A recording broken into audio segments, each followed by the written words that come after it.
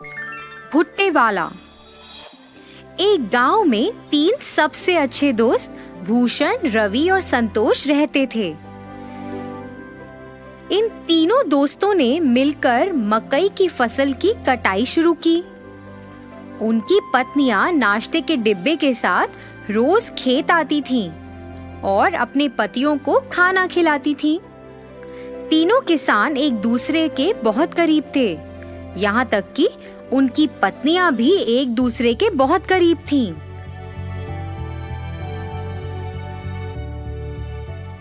तीनों ने बहुत मेहनत की और बदले में उन्हें बहुत अच्छी फसल मिली। इसके साथ वे गांव के बाजार में मकई बेचने लगे।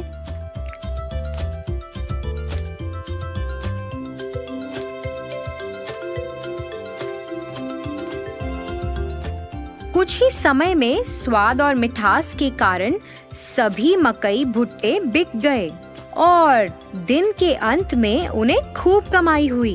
उन्हें जो भी मुनाफा मिलता था वह उस पैसे को अपनी पत्नियों को भविष्य में उपयोग के लिए दे देते थे। उन 3 दोस्तों के लिए फसल काटना, खेत में देखभाल करना।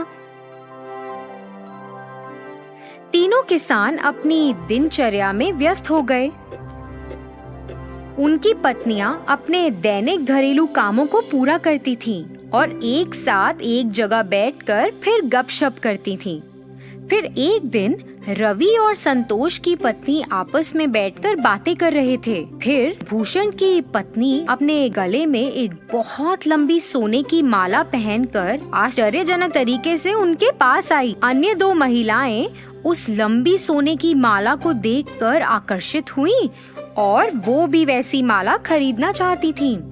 यह जानने के बाद कि भूषण की पत्नी ने अपने पति की बचत से सोने की लंबी चेन खरीदी है, उन्होंने भी अपने पतियों की बचत से सोना और साड़ी खरीदे और फिर उन्होंने ऐसा करना शुरू कर दिया।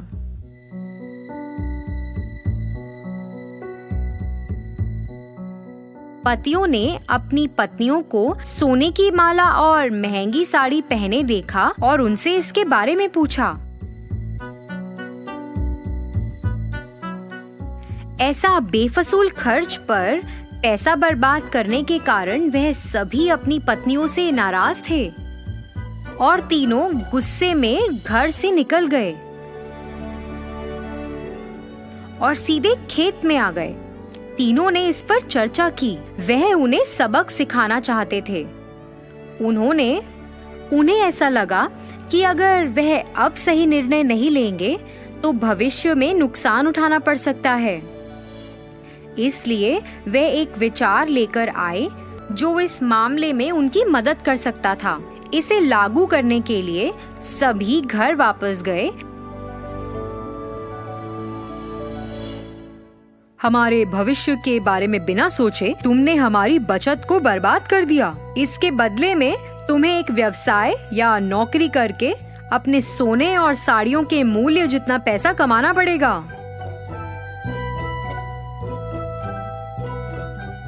तुम तीनों आपस में फैसला करो कि इतनी बड़ी रकम कैसे कमाओगे और हमें अपना अंतिम फैसला सुनाओ।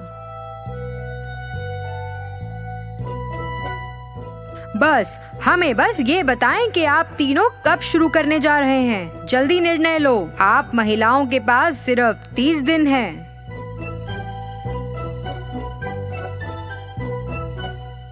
तीनों अपनी पत्नियों को समझाकर घर से निकले। उसके बाद तीनों पत्नियां अपने सामान्य स्थान पर मिली। 30 दिनों में इतनी बड़ी कमाई कैसे संभव है? इतनी बड़ी रकम कमाने के लिए हमें ऐसा व्यवसाय शुरू करना होगा जो इस गांव में अभी तक नहीं है। यह क्या व्यवसाय हो सकता है? तीनों ने खूब चर्चा की।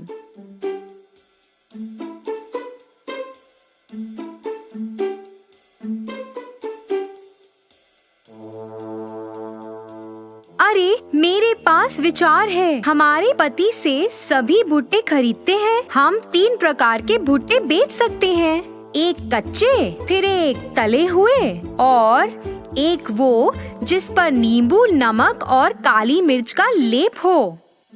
अन्य 2 महिलाएं भी भूषण की पत्नी से सहमत थी। वे तीनों अपने पतियों के पास गईं और अपने विचार के बारे में बताया। उनकी बात सुनकर तीनों किसानों ने सहमति जताई। उस दिन से उन तीनों ने बहुत मेहनत करना शुरू कर दिया, जैसा कि उन्होंने अपने पतियों से वादा किया था। उन्होंने अपनी दुकान के ठीक सामने एक बोर्ड लगाया जिस पर लिखा था कच्चा भुट्टा 15 रुपए, तला हुआ भुट्टा 20 रुपए और तला हुआ भुट्टा नमक, नींबू और काली मिर्च के साथ 25 रुपए। एक महिला ने भुट्टे का छिलका उतारा, दूसरी ने भुट्टे को भूना और तीसरी ने भुट्टे पर नींबू, नमक और काली मिर्च का लेप लगाया। बाद में उन्होंने उसे बेचकर पैसे कमाए। हालांकि ये महंगा था, पर फिर भी लोगों ने उसे खरीदना शुरू किया। 2 दिनों में ही काफी लोग भुट्टे लेने के लिए आए। उस मीठे रसीले भुट्टे के लिए लोग लंबी कतार में खड़े होकर इंतजार कर रहे थे। दिन के अंत में उन्होंने भुट्टे बेचकर 6,000 रुपए कमाए। इसी तरह से यह 30 दिनों तक जारी रहा और उन्होंने लगभग 1,80,000 रुपए कमाए। 31वें दिन वे तीनों अपने व्यवसाय से कमाए हुए पैसे लेकर अपने पतियों के पास गईं। पैसे वापस देने के बाद उन्होंने अपने पतियों से वादा किया कि वह अपने व्यवसाय को जारी रखेंगी और कड़ी मेहनत करेंगी। इसी तरह तीनों महिलाओं को पैसों और मेहनत का मूल्य पता चला। उन्हें अपनी गलती का एहसास हुआ। उन्होंने पहले की गई गलती को कभी नहीं दोहराया। उन्होंने अपने पतियों के काम में हाथ भी बटाया। बहुत सारी कमाई के साथ वे नाम और प्रसिद्धि के साथ खुशी से रहते थे।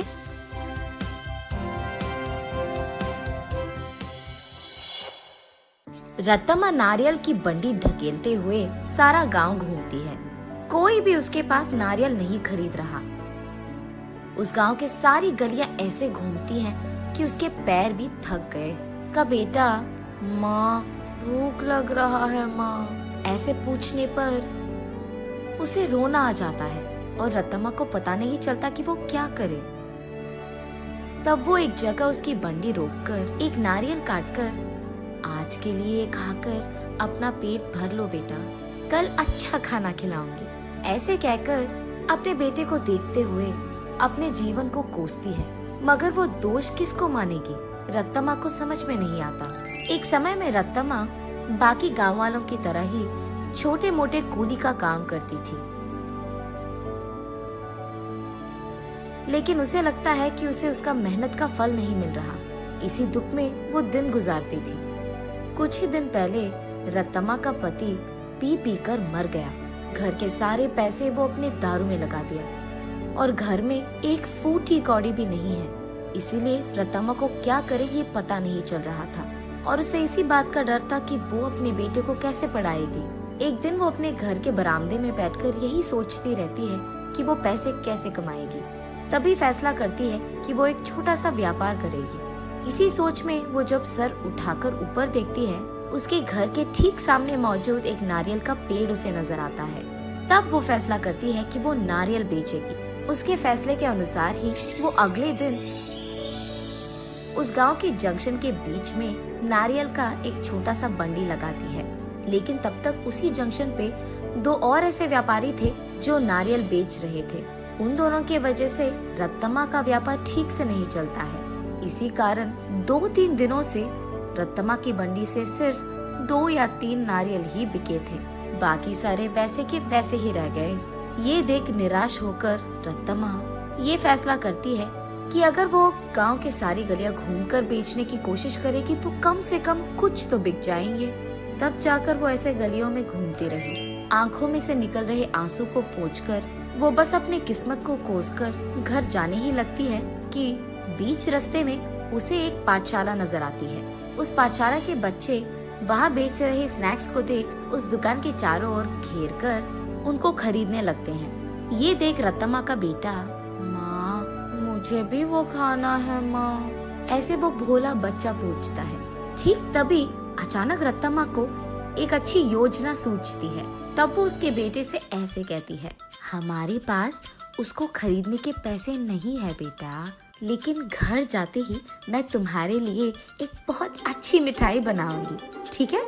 चलो हम अभी घर चले जाएंगे। घर आते ही बचे नारियल में से कुछ ही को काटकर उनसे कुछ मिठाइयाँ बनाती है और उन मिठाइयों को अगले ही दिन उस पाठशाला के पास बेचने लगती है। उस दिन तक किसी ने भी नारियल से बनाए हुए मिठाई को वहाँ पे नहीं बेचा था, इसीलिए पाठशाला में मौजूद सारे बच्चे एक ही बार में वहाँ आकर सारी मिठाइयाँ खरीद लेते हैं। बस रत्तम्मा की खुशी का कोई सीमा नहीं। घर जाते ही वो नारियलों से दूसरी तरह की मिठाई बनकर अगले ही दिन वहाँ आकर उसे बेचती है। पिछले दिन की तरह ही बच्चे वहाँ आकर सारी मिठाइयों को खरीद लेते हैं, लेकिन कुछ बच्चे ऐसे पूछते हैं, आंटी कल जैसे मिठाई नहीं है क्या? कल लेके आऊंगा बेटा। ये कहकर घर पहुंचते ही अगले दिन के लिए नारियल से ही 2-3 प्रकार की मिठाइयाँ बनाती है। तीसरे दिन भी सारी मिठाइयाँ बिक जाती है। तब वहाँ मौजूद बाकी व्यापारी ये देख रत्तम्मा के पास आकर ऐसे कहते हैं, अम्मा कुछ मिठाइयाँ हमको भी बेचो, वो हमारे दुकान में बेचेंगे हम तुम्हें दुगना पैसे देंगे इनके लिए, ऐसे कहते हैं। ये सुनकर रत्तम्मा इस बार ज्यादा मात्रा में मिठाइयों को बनाकर अगले दिन वहाँ के व्यापारियों को बेचती है दुगने गुना में। बचे सारे पाठशाला के बच्चों को हमेशा की तरह बेचती है। ये देख बच्चे सारे वापस रत्तम्मा के पास ही मिठाइयाँ खरीदते हैं। ये देख बाकी व्यापारी रत्तम्मा से ऐसे कहते हैं, तुम अगर ऐसे ही हमारे बगल में दुकान लगाकर वही मिठाइयाँ कम दाम में बेचोगे तो हमारा धंधा कैसे चलेगा मैम? अगर तुम्हें बेचना है तो हमारे ही दाम पे बेचना होगा।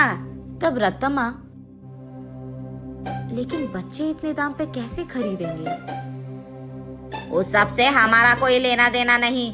अगर यहाँ धंधा करना है तो हमारी सुनो, वरना यहाँ से निकल जाओ, ऐसे कहते हैं। ये सुनकर रत्तम्मा उसके घर पहुंचकर बहुत सोचने लग जाती है। अगले दिन वो उस पाठशाला के पास एक बड़ा सा मिठाई का दुकान ही खोल देती है। उसमें सिर्फ नारियल से बनाई हुई मिठाइयाँ ही बेचती है। अब रत्तम्मा को किसी से कोई लड़ाई करने की जरूरत नहीं पड़ेगी। दूसरी तरफ रत्तम्मा की तरह नारियल से मिठाई बनाकर बेचने वाला उस गांव में और कोई नहीं था। अब इस कारण रत्तम्मा के मिठाई का दुकान सिर्फ बच्चे ही नहीं बल्कि सारा गांव जाता था। कुछ ही दिनों में रत्तम्मा अमीर बन जाती है और उसी पाठशाला में वो अपने बेटे को पढ़ाती भी है। ऐसे प्यार से वो